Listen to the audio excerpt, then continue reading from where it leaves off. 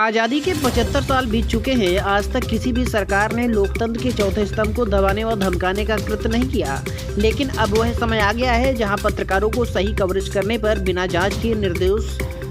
पत्रकारों को जेल भेजने का कार्य किया जा रहा है। आपको बताते चले, कुछ दिन पूर्व नरैनी तहसील के लौरेटा खदान में पत्रकारों को खबर मिली कि शासन सत्ता के नजदीकी कुछ लोगों के द्वारा अवैध खनन व ओवरलोडिंग का कार्य किया जा रहा है, जिसको लेकर 7 पत्रकारों की टीम बांदा मुख्यालय से खदान के लिए रवाना हुई। वहां पहुंचकर कवरेज करने लगे, जिसमें बालू माफियाओं ने पत्रकारों को लालच देते हुए धमकाया। लेकिन जब वह पत्रकार किसी तरीके से दबाव में नहीं आए, तब बालू माफियाओं ने शासन व प्रशासन की मदद से 3500 रुपए की रंगदारी वसूलने का आरोप लगाते हुए उन्हें जेल भिजवाने का काम किया। जब अन्य पत्रकारों को यह खबर मिली तो सत्यता की जांच के लिए जिलाधिकारी बांदा को ज्ञापन देने पहुंचे, मगर जिलाधिकारी ने ज्ञापन नहीं लिया, जिससे सभी पत्रकार आक्रोशित होकर 27 सितंबर 2022 से अशोक लाट बांदा में धरने पर बैठे हैं। पत्रकारों की मांग है, जिस तरह से 7 पत्रकारों को जेल भेजा गया, उसी तरह मुकदमा वापस लिया जाए, नरैनी सीओ को तत्काल प्रभाव से निलंबित किया जाए तथा शासन और प्रशासन के नाक के नीचे हो रहे खनन व ओवरलोडिंग को तत्काल प्रभाव से बंद कराया जाए। ऐसा ना हुआ तो राष्ट्रीय विकलांग पार्टी देश के चौथे स्तंभ के साथ पूरे अन्याय के साथ कंधे से कंधा मिलाकर धरना प्रदर्शन करेगी। जी आप देख रहे हैं जनपद बांदा से भारत दिवस रिपोर्ट संदीप दीक्षित के साथ। मुकदमे दर्ज किए गए जिनकी कोई जांच नहीं हुई और वो फर्जी मुकदमे हैं।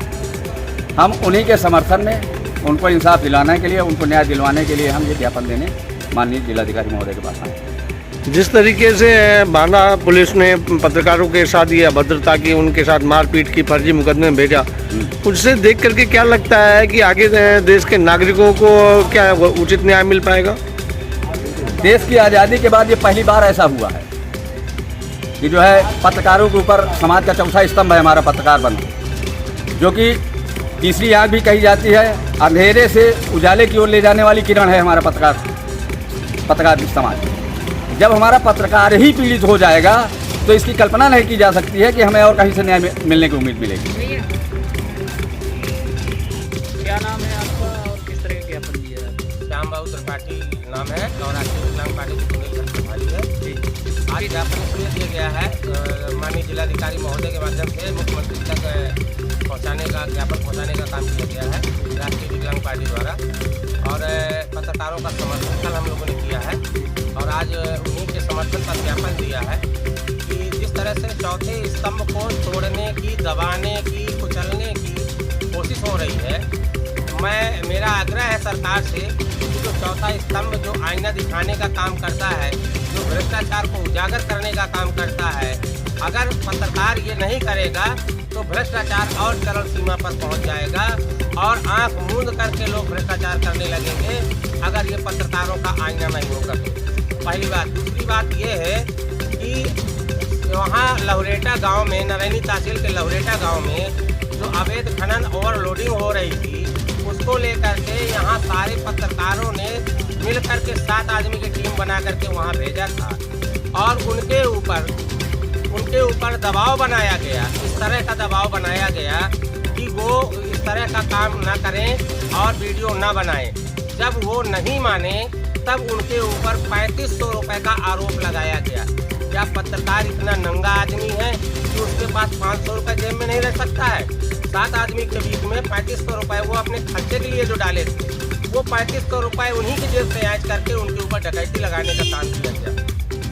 जबकि